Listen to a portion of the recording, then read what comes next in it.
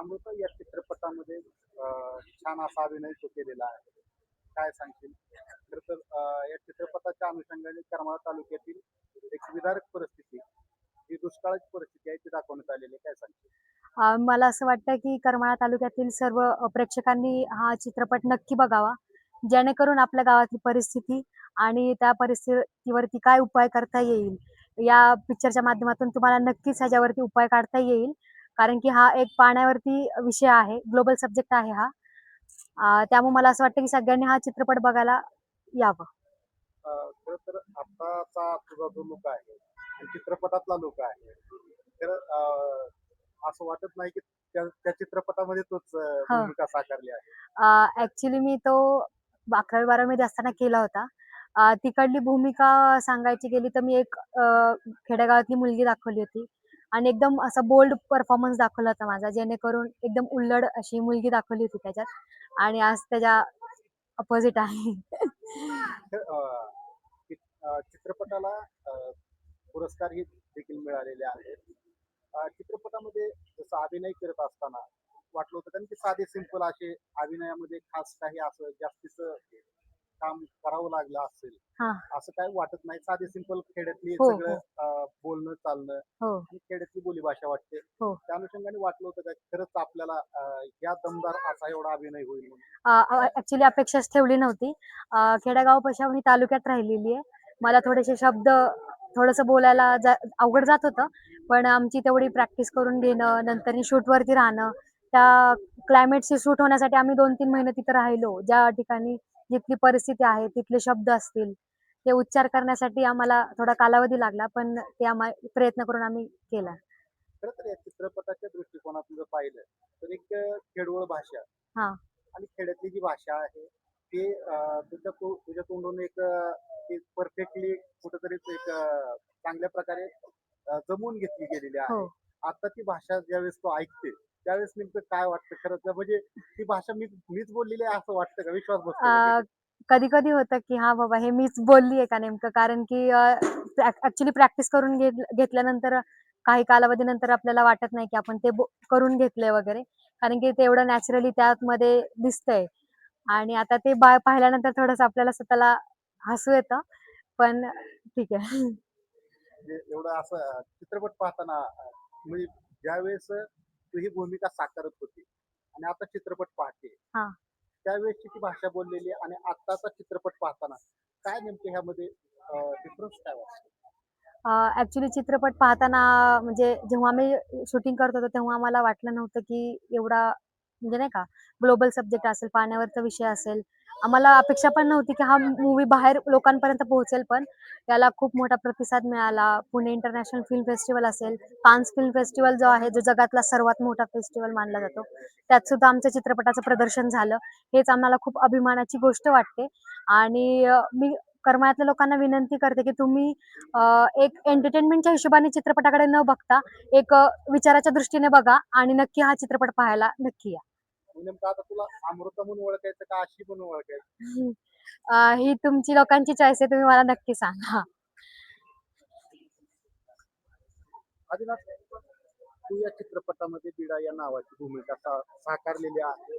खरं तर ही भूमिका साकारत असताना सुद्धा काय नेमकं वाटलं होतं का चित्रपट खरंच ह्या पातळीवर किंवा इंटरनॅशनल किंवा एक सर्वोत्कृष्ट चित्रपट म्हणून तुझ्या नावारूपाला येईल? अ, तसं मी वायसीएम कॉलेजचा विद्यार्थी आहे आणि कॉलेज जीवनापासूनच नाटके, पथनाट्ये, त्याच्यानंतर एकांकिका याच्यामध्ये आम्ही कॉलेजमध्ये काम करत होतो आणि याच्यातूनच आमचे निलेश भुसारे सर, त्याच्यानंतर मंगेश बदर सर यांच्याशी ओळखी आणि आमची पिक्चरसाठी निवड झाली. आणि निवड झाल्याच्या नंतर कुठेतरी सुरुवातीला ह्या भावना होत्या, की हे नेमकं चाललंय काय? म्हणजे खरंच असं आम्हाला पिक्चरमध्ये घेतलं जातंय का? किंवा निवड होती का? अशा शंका वगैरे होत्या. पण पिक्चर सक्सेस त्यांनी शूटिंग सक्सेस केली आणि त्याच्यानंतर पिक्चर पूर्ण झाल्याच्या नंतर गव्हर्नमेंटच्या ज्या स्पर्धा वगैरे असतात त्याला टाकला गेला आणि त्याचा रिझल्ट असा आला, की पिक्चर हा सर्वोत्कृष्ट म्हणजे आंतरराष्ट्रीय चित्रपट महोत्सवामध्ये जवळ-जवळ 7 याला राष्ट्रीय पुरस्कार मिळाले. आणि याच्यामध्ये मी जी बिळा नावाची भूमिका केलेली आहे.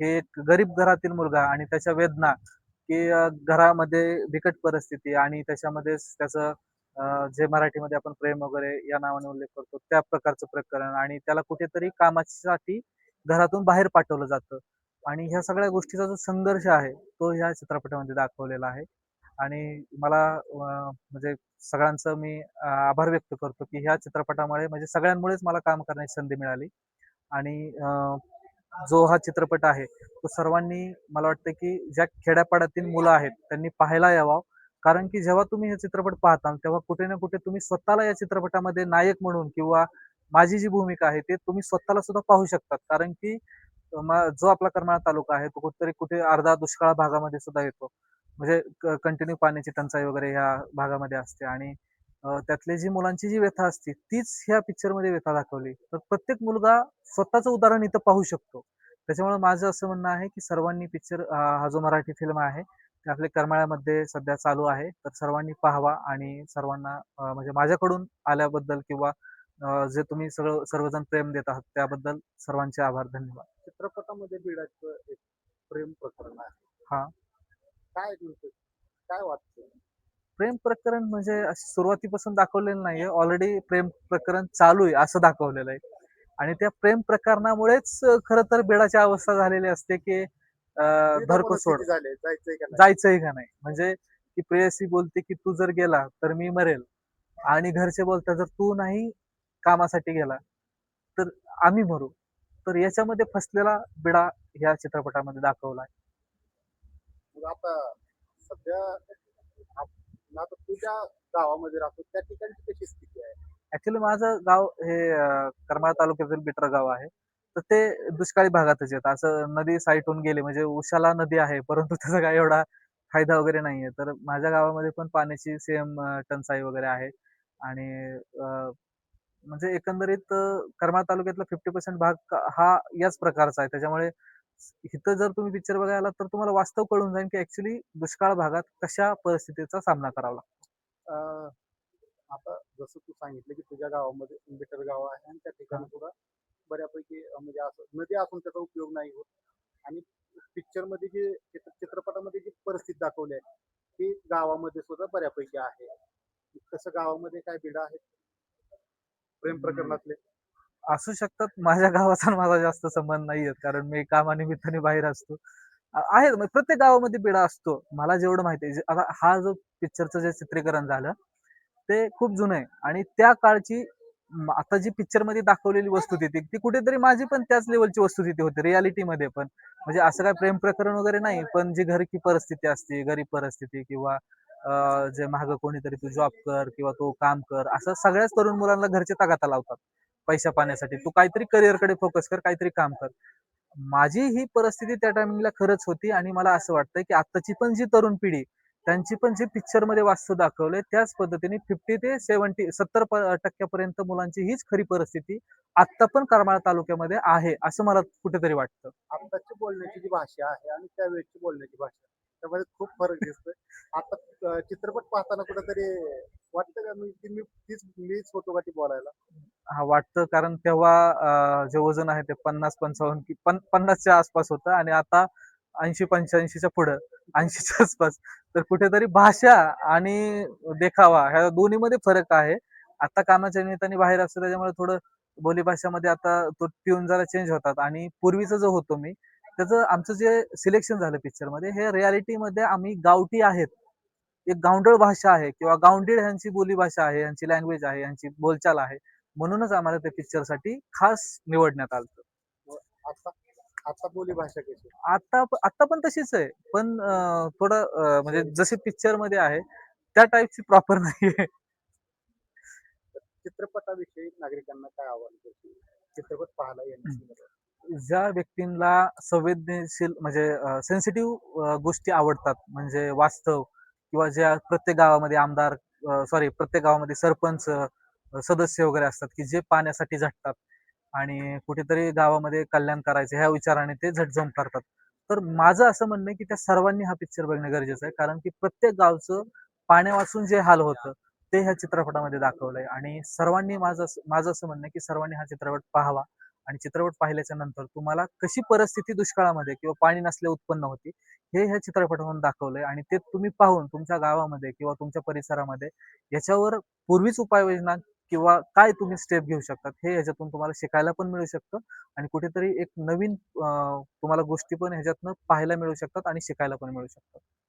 नमस्ते. आपण या पिक्चर मध्ये कास्टिंग डिरेक्टर. कास्टिंग डायरेक्टर काम केलेलं आहे. सर्वात प्रथम तर मला हे विषय काय माहिती नव्हता. मग मंगेश सर आमचे क्लासमेट आणि ते युथ फेस्टिवल वगैरे आम्ही सोबत बरोबरच केलेले. तर मग त्यांनी मला असाच विषय काढला होता की बाबा आपल्याला असं पिक्चरसाठी एक मुलगा आणि मुलगी पाहिजेत. म्हणलं ठीक आहे.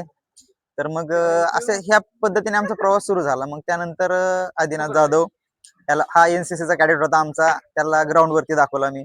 मग सर म्हणले की ठीक आहे, पण त्याचं वजनाचं आणि त्यांचं म्हणलं ते तुम्ही बघा की तुमच्या कॅरेक्टरला सूट असेल ठीक आहे, नो प्रॉब्लेम. मग परत हिरोईनसाठी मग म्हणलं आपला डान्स क्लास आहे, त्यामध्ये मग सरांना म्हणलं तुम्ही एक दिवस या आणि त्याच्यातून नंतर तुम्ही सिलेक्ट करा. मग त्यावेळेस अमृताचं कॅरेक्टर त्यांना की बाबा त्या रोलसाठी व्यवस्थित वाटलं, तर नंतर मग त्यांनी अमृताला सिलेक्ट केलं. मग असा हा आमचा प्रवास होता. त्यामध्ये हे 2 हिरो आणि हिरोईन मग मी त्यांना ते दिले आणि त्यानंतरचा हा त्यांचा आजचा प्रवास खूप चांगल्या पद्धतीने त्यांनी त्यात काम केलं आणि मलाही खूप समाधान वाटलं की बाबा मी दिलेले कॅरेक्टर एवढे छान पद्धतीने त्यांनी काम केलं आणि आज ते देश पातळीवर गाजतायत आणि मदार याचाही आम्ही भाग झालो, त्याबद्दल आम्हालाही खूप अभिमान वाटतो. खरं तर भुसारी सर, या चित्रपटामध्ये तुमची भूमिका असणं गरजेचं वाटत होतं. कारण की संपूर्ण एक महाराष्ट्राला म्हणा किंवा एक सोशल मीडियामध्ये एक आपला निळू भाऊ म्हणून एक तुमची ओळख आहे हो. आणि खरं तर त्या अनुषंगाने हे निळू भाऊची कुठेतरी एक भूमिका असणं जरा थोडं गरजेचं वाटत होतं. कुठेतरी चित्रपटामध्ये ती भूमिका कमी कमी वाटली. नक्कीच सर, हे पण त्याच्यामध्ये होतं. ऍक्च्युअली खरं तर मंगेश सरांनी आम्हाला त्याचं रोलचं पण केलेलं होतं, पण काही माझे पर्सनली घरगुती प्रॉब्लेम असल्यामुळं मीच त्यांना म्हटलं की सर ठीक आहे की बाबा मला ह्या वेळेस तर काय ना करता येणार नाही, परंतु मला माझ्याकडनं जेवढं होता येईल मी तेवढं तुम्हाला सहकार्य करत राहील.